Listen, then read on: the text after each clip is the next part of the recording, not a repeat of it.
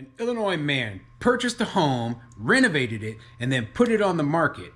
But when the real estate agent showed up to show the house, 4 people were living in it with a dog, and they showed a fake lease saying that they were tenants, and the police refused to evict them. I'm Tony, and this is Real Estate Investing and Landlord News. Stephen Brill was excited to sell this Tinley Park home that he purchased and renovated earlier this year. I put the house on the market Monday evening, and then yesterday at 4 p.m. an agent went to go show the house for a showing. During that showing, he says the real estate agent discovered the lockbox had been broken and a family of 4 with 2 dogs was living inside. The property owner says he showed up with police that same day. He says someone came outside and showed police this lease, claiming they paid a deposit and had a right to be there. Because of this lease, police did not remove the family and referred the property owner to the eviction courts. I thought for sure that they would remove the people from the house, but they didn't. In the end, they're still there. All right, so I have an interesting story for you today. It's coming out of Illinois, and it has to do with squatters. And I know what you're thinking. You're like, hey, I can't believe it's another one of those squatter stories. Well, they just keep happening, okay? And as I've mentioned before, this can happen anywhere. This can happen here in Omaha, where I live. This can happen in the most landlord-friendly place you can imagine, because these people, they will abuse the system and take advantage of the property owner or of a good landlord who's trying to do everything right. So in this situation, it's the common situation where they pull out that fake lease knowing that the police will not remove them. And I hate hearing these stories, because we need to pass laws throughout the entire country that make it easy to remove these people. Okay, that's the truth. We need to pass laws that make it so that, hey, these people, we can easily prove that they're trespassing, that they don't have a lease, and that they are fakes and frauds, and we should have them dragged out and thrown in jail. But we don't do that, and I can't figure out why, other than the bleeding heart anti-landlord crowd sits there and thinks that, oh, well, the landlords are going to abuse this power to get rid of actual tenants. And I'm like, no, that's not going to happen, okay?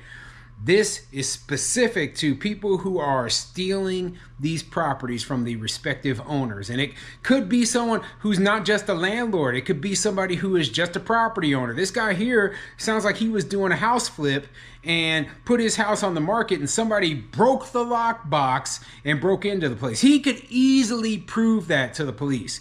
He could be like, listen, I have proof of all of this stuff, that these people are frauds and fakes. Drag them the heck out of there. Charge them with breaking and entering. Charge them with robbery. Charge them with property damage. Charge them with making a false statement to a law enforcement officer. Charge them with fraud. They've got so many actual crimes that they've committed, yet you're telling me to take this to civil eviction court? Give me a break. So before I get into the article, go ahead, hit the like, subscribe button, maybe leave a comment down below. Let me know what you think. So first of all, do you believe that we need laws that allow landlords or property owners to be able to remove these squatters immediately? Okay? And if you don't think so, tell me why in the comments section, okay? I believe so, obviously. And I believe that the majority of people, they have common sense.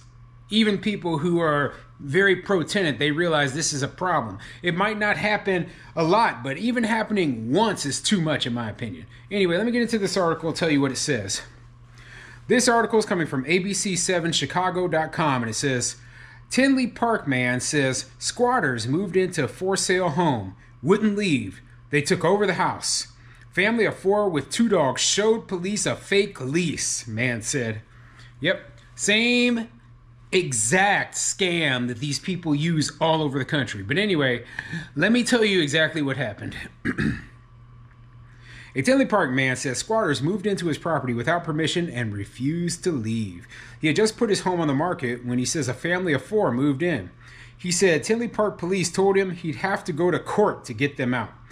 So he called the ABC7 Chicago I-Team for help. The Tinley Park man had heard about squatter stories before, but never thought it could happen to him. Stephen Brill was excited to sell the Tinley Park home that he purchased and renovated earlier this year. I put the house on the market Monday evening, and then yesterday at 4 p.m., an agent went to go show the house went to go show the house for a showing, Brill said. During the showing, he said, the real estate agent discovered the lockbox had been broken and a family of 4 with 2 dogs was living inside. And these people, what they do is they literally drive around looking for sale signs on houses, okay? Because they know there's going to be a lockbox on there. So those lockboxes are very easy to break into, especially if you have the appropriate tools. So they break in, they, get the actual key to the home, right?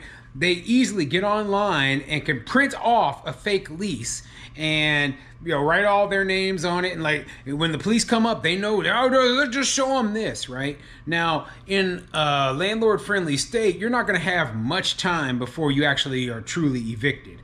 I mean, maybe a month at most, but a month of getting to live somewhere for free, and you could be trashing the place, absolutely tearing the place apart. You could steal everything that's on the inside. I've heard of stories where that's exactly what happened, where basically the police wouldn't remove these people, so they ripped the place apart. They were stealing the pipes out of the walls, they stole all the appliances, and then when they finally did get the eviction order, these people were in the wind. They were gone, and I'm like, well, if the police had removed these people immediately when the property owner called and said that these people were trespassing, this wouldn't have been an issue, but that's not what happened. So that's why we need these sort of laws.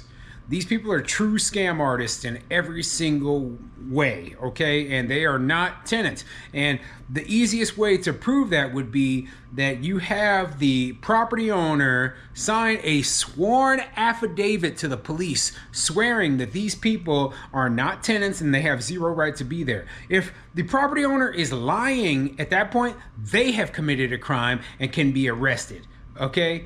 But why would the property owner or the landlord lie about such a thing? They wouldn't. We want to rent out our properties as landlords. We don't want people in our homes who do not belong there and who are not going to pay us rent. So that is why it doesn't make sense to me that we would be trying to, I guess, illegally remove a so-called real tenant. But you know what?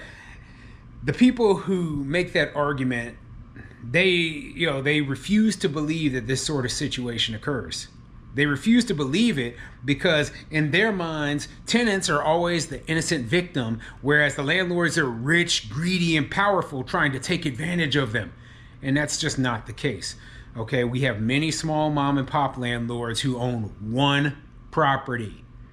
And in the case of a place like Illinois or Nebraska, the property might not even be worth that much money. So you have a property owner who has one property that's not worth that much. And guess what? They could be middle class. They could be lower class. I mean, I've heard of cases where we're talking about houses in very bad parts of town that were inherited, and the people, they don't have any money, okay? Yet they are being taken advantage of by these squatters. And I absolutely hate hearing a situation where a person is out tens of thousands of dollars and forced to go to court to remove a person who is essentially just a criminal. So anyway, let me continue with the article. She said, hey, we have a huge problem. We have squatters in the house. So right from there, I contacted the Tinley Park police, Brill said. He said he showed up with the police that same day. Brill said someone came outside and showed police a lease, claiming they had a deposit and had a right to be there. Because of the lease, police did not remove the family and referred the property owner to the eviction courts. It's not their home. They know I'm the owner of the house. They have the deed. I thought for sure they would remove the people from the house, but they didn't. They're still there, Brill said. You should easily be able to prove that a lease is fake, okay? I'm like, okay, who signed the lease? Only the landlord can sign the lease, okay? And simply put, if there's just some scrawl on there or somebody random signed it, I'm like, well, this person has no right to sign a lease to my property. So therefore, it's a fake lease. This is a fraudulent contract. And unfortunately, you got to go because you're trespassing. If a person truly was a victim of fraud like that, right? They would probably be trying to get up out of there as soon as possible so that they didn't look guilty. But no, these people aren't doing that. They're just taking advantage of the situation, okay? And I don't know how long it takes to remove people in Illinois. You know, even though Illinois is a much more left-leaning state, I've heard that they are much more pro-landlord than other left-leaning states, and that the eviction process does not take that long. But, you know, I'm not a landlord there, so I'm not 100% sure of that, but maybe some landlords in Illinois can chime in and say, you know, just how difficult is it and how long the process takes to get rid of these sort of squatters, okay? But anyway, same problem, just a different city, different state than last time. I mean, like I said, I've covered articles in Texas, in Florida, and Missouri, you know, in very landlord-friendly places. And they all are saying the same thing. Now, some places are passing these laws that make it easier to remove these sort of tenants. Like I heard Florida had passed such a law, but a lot of places aren't. You know, there is no such law here where I invest in Nebraska. So I could imagine, you know, there is a possibility I could become a victim of these sort of criminals. But what do you think? Go ahead and put a comment in the comment section down below.